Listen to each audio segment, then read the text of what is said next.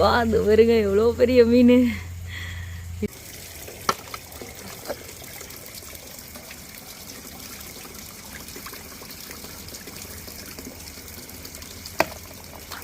அவ்வளோதானா, முடிஞ்சிச்சா?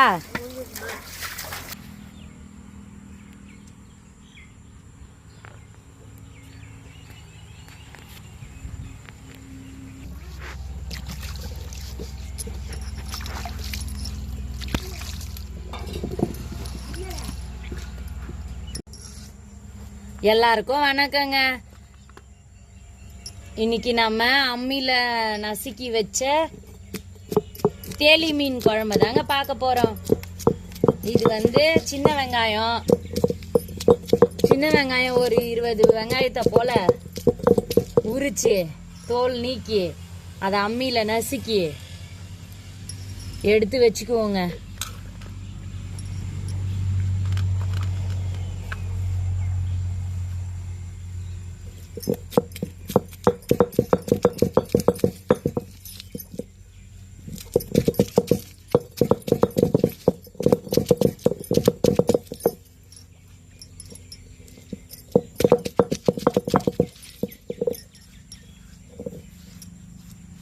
நசுக்கிட்டோங்க வெங்காயத்தை. இப்போ இதை எல்லாத்தையும் சேர்த்து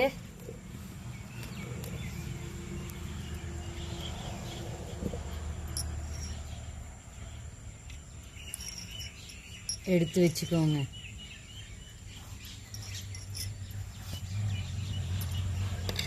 இப்போ ஒரு 10 பல்லு பூண்டு அப்படியே ஒன்றும் பாதியமாக தட்டிக்கலாம், நசுக்கிக்கலாம். ஏன்னா நம்ம இன்னைக்கு நசுக்கி தானே வைக்க போகிறோம். ஒன்றும் பாதியமாக நசுக்குன ஒரு 10 பல்லு பூண்டு,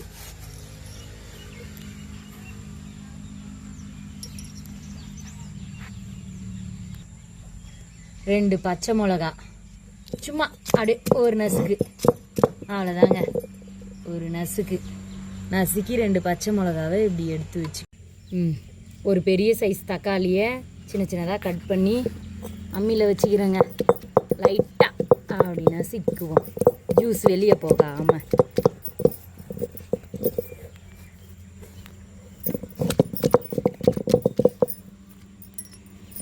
நீங்கள் ஏற்கனவே இந்த மாதிரிலாம் செஞ்சுருக்கீங்களா? அப்படி நீங்கள் செய்யலைன்னா இதை செஞ்சு ட்ரை பண்ணி பாருங்கள், சூப்பராக இருக்கும். எங்கள் வீட்டில் நாட்டு மீன் குழம்புலாம் நாங்கள் இப்படி தான் வைப்போங்க.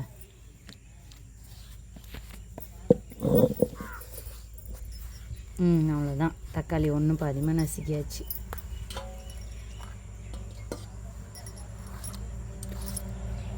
ஜூஸ் எல்லாம் வெளியே போகாமல் எடுத்துக்கலாம்.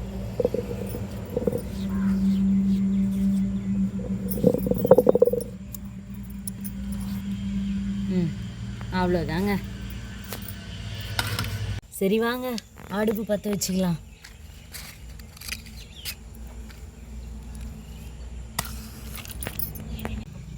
அடுப்பு பற்ற வச்சாச்சுங்க.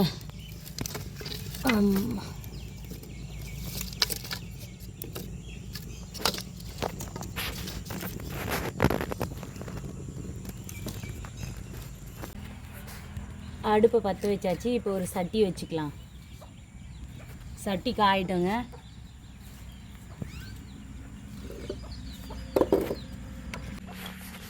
சட்டி காயங்காட்டியா குழம்பு கூட்டிடுவோங்க. ஒரு ஸ்பூனு, ஒரு 1.5 ஸ்பூன் அளவுக்கு கல் உப்புங்க. எப்பயும் கருப்பு புளி தான் நாட்டு மீனுக்கெல்லாம் நல்லா இருக்குங்க, அதுக்கு தான் கருப்பு புளி போட்டிருக்கேன். இப்போ நம்ம நசுக்கி வச்சோம் இல்லையா, அதில் கொஞ்சம் வெங்காயத்தை போட்டுக்குவோம். நசுக்கி வச்சு கொஞ்சம் தக்காளியை சேர்த்துக்குவோம். அப்புறம் ஒரு கொத்து கருவேப்பிலையை சேர்த்துக்குவோம். கூடவே மிளகாத்தூள் 2 ஸ்பூன் சேர்த்துக்குவோங்க.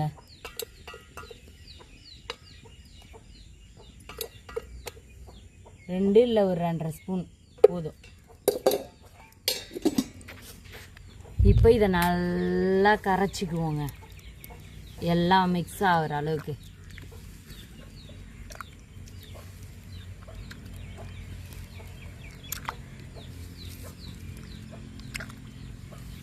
இந்த மாதிரி நல்லா கரைச்சிக்கோங்க. அவ்வளோதாங்க, குழம்பு ரெடிங்க.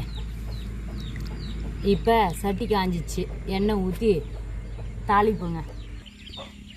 இப்போ கொஞ்சம் எண்ணெயை ஊற்றிக்கலாங்க. எண்ணெய் காஞ்சிச்சுங்க. இப்போ ஒரு 1/2 ஸ்பூனு போல் கடுகு போடுவோம். கடுகு நல்லா பொரிஞ்சுதான்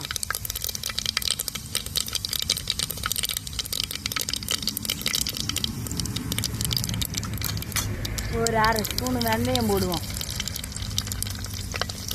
வெந்தயம் நல்லா பொரிஞ்சுதான் நசுக்கி வச்ச பூண்டு,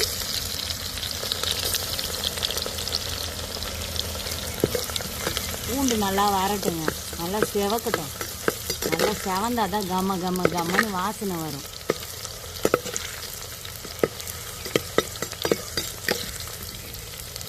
செவந்துன்னே இருக்கு.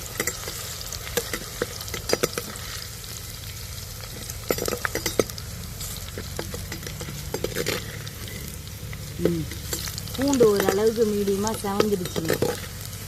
இப்போ நசுக்கி வச்ச சின்ன வெங்காயத்தை போடுவோம். இந்த சின்ன வெங்காயம் நல்லா நல்லா வதங்கணும்.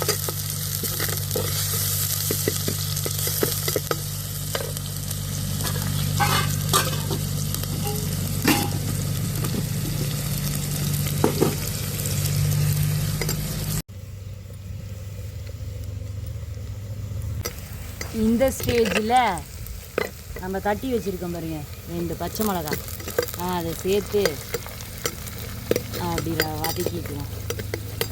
இப்போ இந்த பச்சை மிளகாயும் வெங்காயமும் வதங்கட்டும்.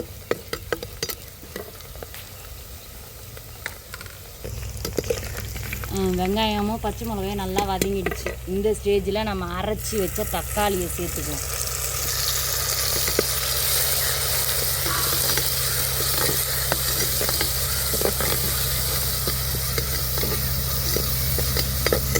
தக்காளி நல்லா ஓரளவுக்கு வதங்கட்டும். தக்காளி வதங்கிறதுக்கு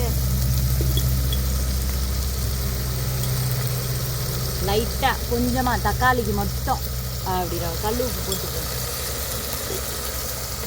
கல் உப்பு போட்ட உடனே அப்படியே மனமாக வதங்கி வந்துடும் அந்த தக்காளி.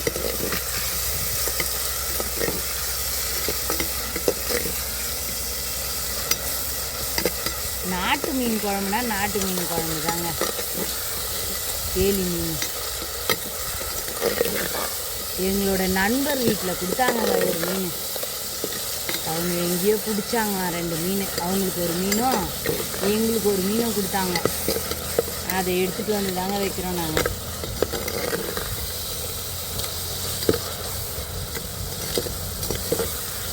ஏன்னா இப்போல்லாம் நாட்டு மீன் அவ்வளோ கிடைக்காது. ஏரி ஃபுல்லாக தண்ணி இருக்குது.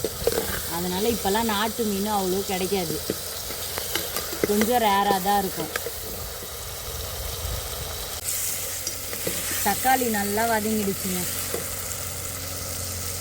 ஒரு கொத்து கருவேப்பிலையை உருவி அப்படி மலன்னு தூவி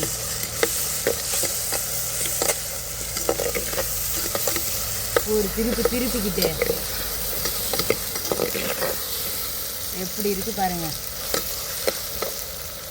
இப்போ நம்ம ஏற்கனவே கரைச்சி வச்ச குழம்ப இதாக கூட சேர்த்துக்கணுங்க.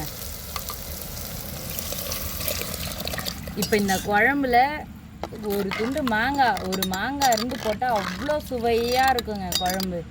ஆனால் என்ன பண்ணுறது, மாங்காய் இன்னும் பிஞ்சாக இருக்குது, இன்னும் முத்தலை. நான் இன்னொரு நாளைக்கு மாங்காய் காமிக்கிறேங்க.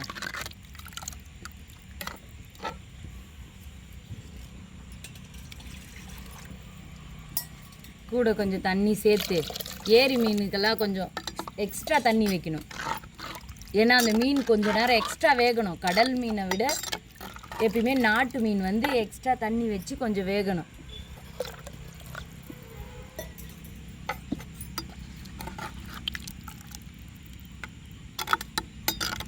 இப்போ ஒரு மூடியை போட்டு மூடிடுவோங்க.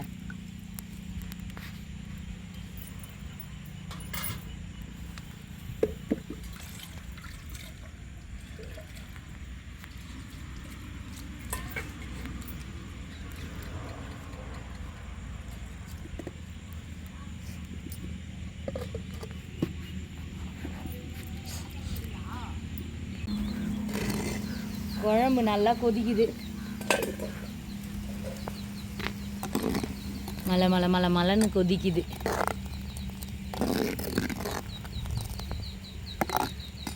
இப்படியே திறந்து ஒரு 20 நிமிஷம் கொதிக்கிட்டோங்க.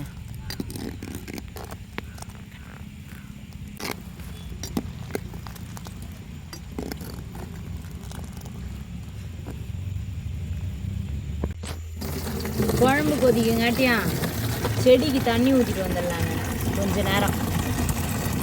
ஏன்னா குழம்பு கொதிக்க கொஞ்சம் நேரம் ஆகும், அதனால் தண்ணி ஊற்றிட்டு வந்துடலாம். செடி நல்லா காஞ்சிருக்கு, கொஞ்சம் தண்ணி போட்டுக்கலாம். அதுக்காட்டி செடி எங்கெங்கே காஞ்சிருக்கு பார்த்து தண்ணி ஊற்றிக்கலாம் வாங்க.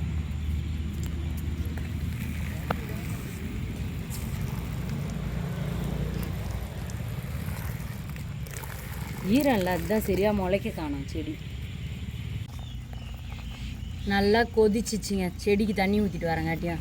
ஏன் நான் இந்த டைமில் தண்ணி ஊற்றுறேன்னு நினைக்காதீங்க, அது மத்தியானமே ரொம்ப ரொம்ப ரொம்ப வதங்கிடுச்சு. அதனால தான் இப்போ 2வது தண்ணி படாமல் இடத்துலலாம் தண்ணி தெளிச்சுட்டு வந்தேன்.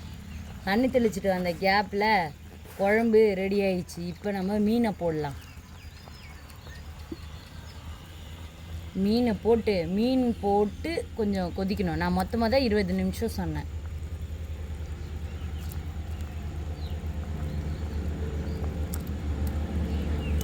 கொஞ்சம் பெரிய மீன் இல்லையா, அதனால் கொஞ்சம் சின்னதாக கட் பண்ணணும்.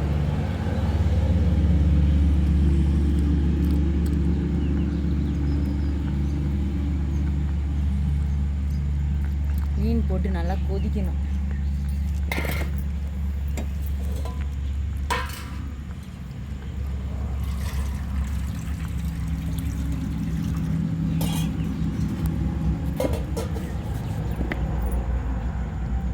இது வந்து நாட்டு மீன்ன்றதுனால மீன் போட்டு நல்லா கொதிக்கணும். அதான் அது ஒரு மூடி திறந்துடுவோம்.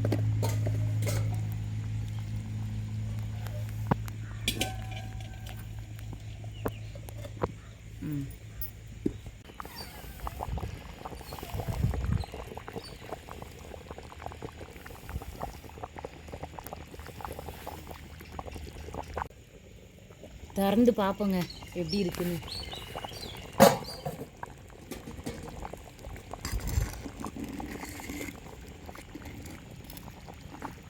இன்னும் கொஞ்சம் நேரங்க, இன்னும் 2 நிமிஷம் நல்லா கொதிக்கிட்டோம். ஓப்பனில் கொதிக்கிட்டோம்.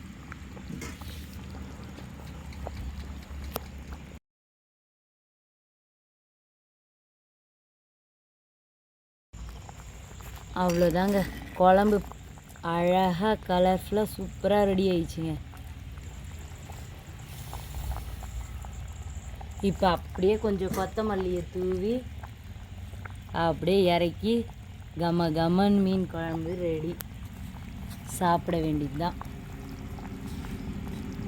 அவ்வளோதாங்க, இறக்கின்னு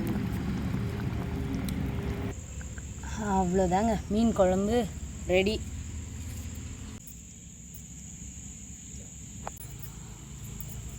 அவ்வளோதாங்க, கம்ம கம்ம கம்மன்னு தேலி மீன் குழம்பு ரெடி. அழகாக மீனை போட்டு சாப்பிட வேண்டியது தாங்க.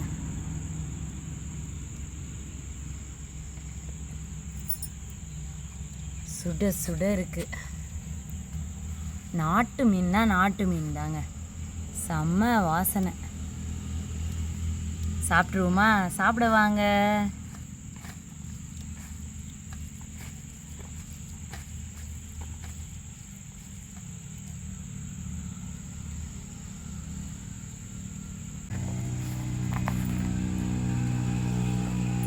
சாப்பிட்ருவோமா? அருமைங்க அருமைங்க, சூப்பராக இருக்குங்க.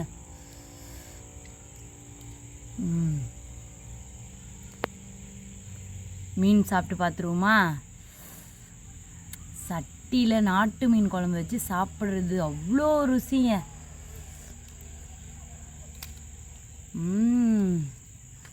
செம்மையாக இருக்குங்க.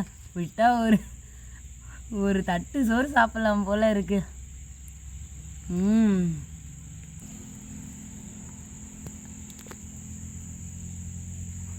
இதை நீங்களும் செஞ்சு பாருங்கள், செம்மையாக இருக்கும், சூப்பராக இருக்குங்க. என்னோடய குழம்பு உங்களுக்கு பிடிச்சிருந்துச்சுன்னா லைக் பண்ணுங்கள், ஷேர் பண்ணுங்கள், சப்ஸ்கிரைப் பண்ணுங்கள், பிடிச்சிருந்துச்சின்னு கமெண்ட் பண்ணுங்கள்.